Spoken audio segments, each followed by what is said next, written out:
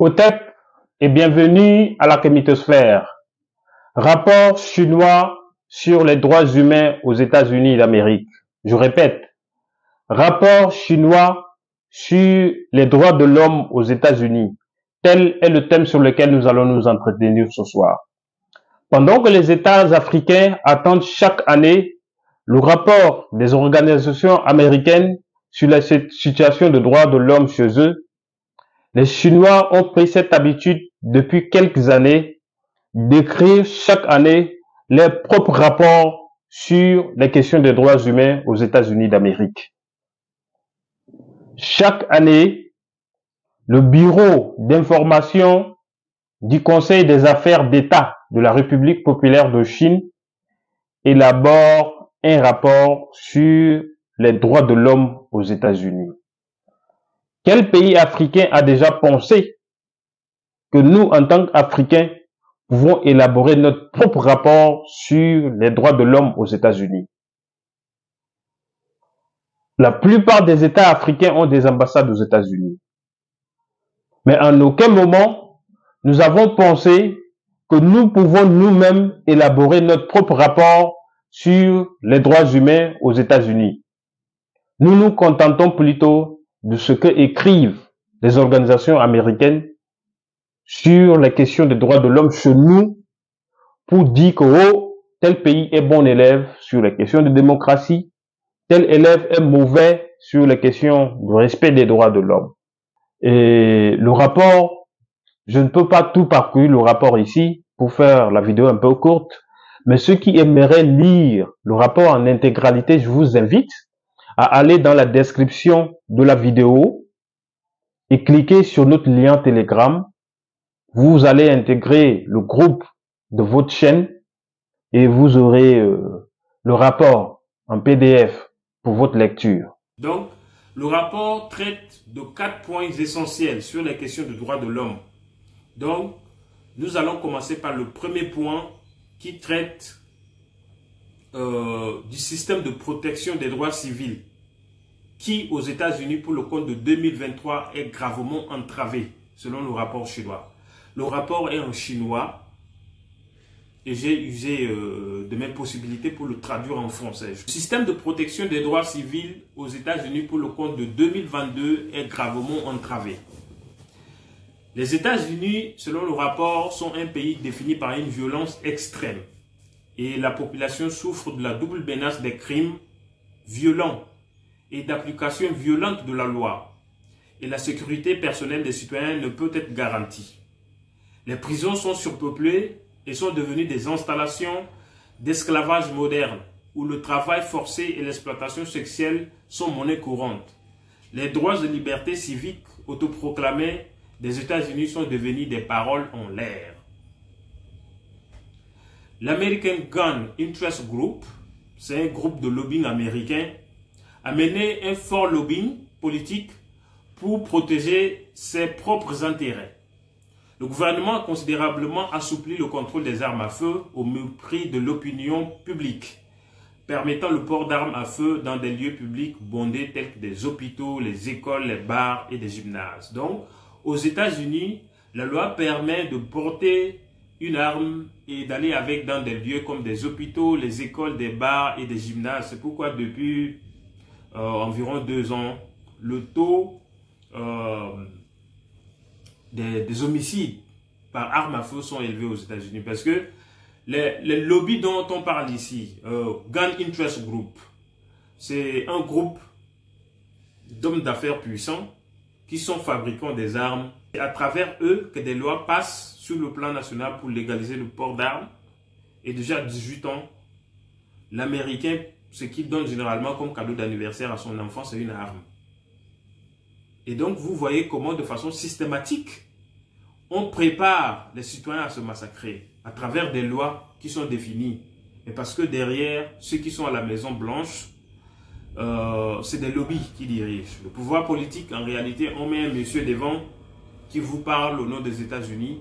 Mais en réalité, ceux qui disent ce qu'il faut appliquer sont des lobbies. Donc, un de ces lobbies ici est le Gun Interest Group. Donc, les États-Unis comptent moins de 5% de la population mondiale. mais possède 46% des armes civiles dans le monde. C'est-à-dire, les États-Unis sont cette terre où les civils détiennent le plus d'armes dans le monde, alors que les États-Unis en question font 5% de la population mondiale. Selon les statistiques du site web Gun Violence Archive, le nombre de fusillades de masse aux États-Unis a considérablement augmenté ces dernières années et de décès par arme à feu aux États-Unis en 2022. Donc aux États-Unis, par jour, il y a au moins 2 fusillades. Est-ce que vous voyez ce que je veux dire? C'est-à-dire qu'il n'y a pas une seule journée aux États-Unis où il n'y a pas de fusillade. Le taux d'homicide par arme à feu aux États-Unis est 8 fois plus élevé qu'au Canada, 13 fois plus élevé qu'en France et plus en Australie. Donc voilà un pays qui se dit garant des droits de l'homme, garant de la démocratie, mais qui en même temps fait passer des lois qui permettent à des gens de porter des armes. Et les statistiques font froid dans le dos. Je crois que vous avez suivi, ça fait froid dans le dos. La brutalité policière s'intensifie. Selon les données du site web Police Violence Map, en 2022, un total de 1239 personnes sont mortes de suite de violences policières aux États-Unis, atteignant un sommet historique. Il n'y a que 10 jours par an sans meurtre policier. Donc pour le compte de 365 jours aux États-Unis, il n'y a que 2 jours où la police, 10 jours où la police ne tue pas des humains. C'est-à-dire ceux-là même qui sont formés pour assurer la sécurité des humains, ils sont les premiers à tuer aux États-Unis. C'est-à-dire, dans une année, il n'y a que 10 jours où la police ne tue pas. Et même la tuerie, cette façon de tuer est ciblée. C'est des assassinats ciblés. Et les cibles ici sont des Noirs. La suite du rapport va nous en dire plus. Parce qu'il y a une partie qui traite du racisme aux États-Unis. C'est aussi une question qui fait froid dans le dos. Donc, la plupart des homicides commis par la police ont tendance à se produire dans le cadre de processus d'application de la loi de routine, tels que les inspections de stationnement ou le traitement de crimes non violents. L'usage excessif de la force par la police est rarement inculpé. Nous avons vu comment celui-là qui a assassiné George Floyd s'est posé sur Floyd.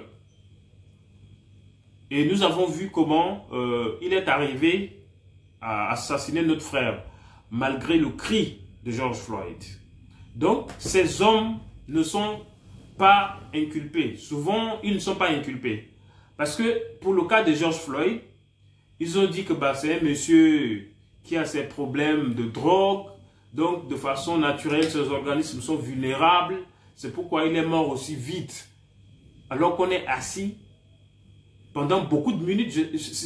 C'est 8 ou c'est 11 minutes déjà. Je n'ai plus la bonne mémoire, mais c'est au moins 8 minutes sur son cou. Il a crié, je vais mourir, je vais mourir. Et après, les rapports, ils ont essayé de dire que c'est un monsieur qui consomme, voilà, il a des prédispositions de crise cardiaque, c'est pourquoi il est mort. Et par là, ils ont voulu blanchir le policier. Donc, pour des crimes vraiment volontaires, on dit que non, c'est parce que la victime même, de façon naturelle, n'est pas en très bon état, c'est pourquoi ça a accéléré sa mort. Alors que nous sommes en train de parler des vies humaines dans un pays qui se dit garant de la démocratie et des droits de l'homme. Donc, il y a aussi Fair Justice Initiative qui a écrit un article publié le 25 avril 2022 indiquant que dans les prisons du Mississippi, les détenus sont maintenus dans des cellules sombres avec pas de lumière et pas d'eau propre. Les températures ambiantes sont souvent insupportables. Chicago Sun-Times a rapporté le 19 février 2022 que des rats étaient infestés, que des prisons, des cellules étaient infestées de rats dans l'Illinois et que la nourriture en décomposition et des eaux usées non traités avaient été déversés dans des espaces publics. Donc, des prisons aux États-Unis n'ont pas d'électricité. Les prisonniers sont gardés dans des chambres sombres. Ils n'ont pas d'électricité et ils n'ont pas accès à l'eau potable. Mais on dit aussi que les prisons de l'Illinois sont infestées de rats. Mais les organisations américaines sont très ravies d'élaborer des rapports sur des États africains, toujours pour dire que tel État, sur les questions de la prison, est dans telle posture, tel État, voilà l'état de cette prison, ces cellules, alors qu'aux États-Unis même, parce que le principe voudrait que l'on soit propre depuis sa maison avant de sortir et dit que le voisin est sale. Mais entre-temps, l'on est bien sale. Les eaux usées sont versées dans des espaces publics, les prisonniers n'ont pas l'eau potable, les cellules sont sombres. Mais pour ça, et les cellules sont infestées de rats. Pour ça, il n'y a pas de problème. Mais c'est les Africains qu'on sort toujours des rapports pour simplement nuire à l'image de l'Afrique. Mais ces données ou alors ces réalités devaient aussi figurer dans des rapports. Quand les États-Unis écrivent des rapports sur d'autres pays, ils doivent aussi dire que chez nous aussi, au moins que ça soit équitable. Mais vous voyez le jeu, et c'est là où l'Afrique doit chaque année écrire son propre rapport sur les droits humains aux États-Unis. Nous ne devons plus, c'est-à-dire les services de renseignement africains ne doivent plus servir qu'à tuer les leaders des sociétés civiles, les opposants politiques. C'est-à-dire, nous devons aussi utiliser nos services de renseignement. Et là, on n'a même plus envie d'utiliser des services de renseignement. Comme je le disais, c'est un travail simple que même moi, je peux le faire. Donc, comme nous avons des ambassades de l'autre côté, il est simplement question d'ajouter à la tâche de nos ambassades. Voilà, il faut aussi que chaque année, vous écriviez des rapports. Et c'est simple. Donc, désormais, quand les États-Unis vont dire que le Burkina, sur la question de droits de l'homme, n'a pas respecté ça, que l'ambassadeur ou alors le ministre des Affaires étrangères du Burkina sorte aussi le rapport du Burkina sur les droits humains aux États-Unis. Et là, ils vont se taire. Parce que les États-Unis, s'ils doivent parler de la Chine, ils vont réfléchir. Le jeune étudiant chinois, pour regarder les États-Unis en termes de droits de l'homme, se sert de ce rapport-là.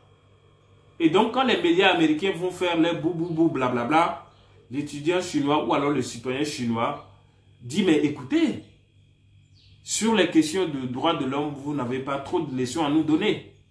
Parce que voilà comment est l'état de vos prisons. Les prisonniers dans des cellules n'ont pas de lumière. Des cellules sont infestées de rats. Donc, quand c'est comme ça, ils vont se taire. C'est des choses que nous devons faire en tant qu'Africains. Pour que, quand nos chefs d'État viennent, je parle même des chefs d'État, alors qu'on a rarement des chefs d'État en Afrique, que des sous-préfets qui sont au service de ces mêmes personnes. Pour le moment, on peut parler de Assimi. Pour ce qui est de l'Afrique, on peut parler de Assimi comme président, on peut parler de Traoré, mon frère du Burkina, comme président. Mais pour les autres, ça laisse à désirer. Donc, nous devons élaborer des rapports pour que si le ministre des Affaires étrangères du Mali, du Burkina viennent aux États-Unis, qu'ils se servent de ça aussi pour tenir leur discours. C'est intéressant. C'est très intéressant. Nous allons bouger vers un deuxième point pour faire la vidéo un peu courte.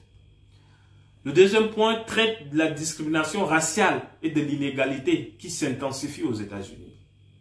Donc, un rapport final sur l'examen de l'application par les États-Unis de la Convention internationale sur l'élimination de toutes les formes de discrimination raciale, publié le 21 mai 2022, a souligné que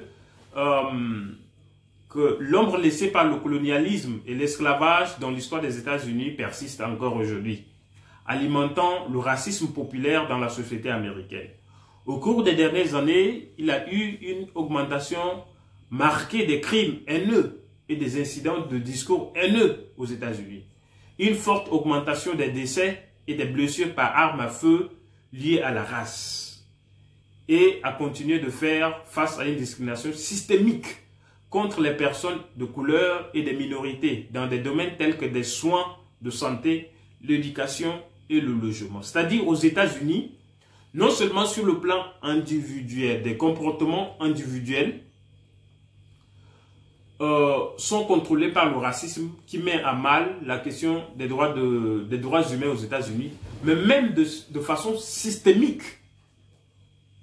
Des mécanismes sont mis en place pour que, si jamais vous êtes une personne de couleur, il est difficile pour vous d'accéder au système de soins de santé comme des blancs, d'accéder à l'éducation comme les blancs, d'accéder au logement comme des blancs. Le rapport va vous dire plus. Je vais lire, je suis en train de descendre et vous serez ébahis par ce que le rapport dit. Et ce pays se dit droit garant de la démocratie et les questions de droits de l'homme dans le monde. Et quand ce pays parle, les Africains se coupent en 1000 morceaux. Les Africains se servent des rapports de ce pays toujours pour se dire, oh, tel pays est démon, oh, pour 2023, c'est tel pays qui est meilleur élève en démocratie. Et voilà, au respect des droits humains. Donc, CNN a rapporté le 30 août 2022, après des entretiens menés auprès de 3000 personnes, dont notamment les Américains, les Afro-Américains. CNN a mené des études auprès de 3000 personnes sur les questions raciales. Et donc, 82% des personnes interrogées pensent que le racisme est un problème majeur pour les Afro-Américains. Et 79% ont déclaré avoir été victimes de discrimination en raison de leur identité raciale ou ethnique. 68% des répondants ont cité la discrimination raciale comme la principale raison pour laquelle de nombreuses personnes d'ascendance africaine ne réussissent pas. Est-ce que vous m'écoutez? 68% des répondants ont cité la discrimination raciale comme la principale raison pour laquelle de nombreuses personnes d'ascendance africaine ne réussissent pas.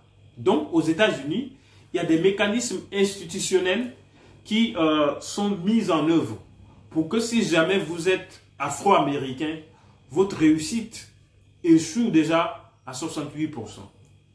Si vous êtes hispanique, votre situation est autrement.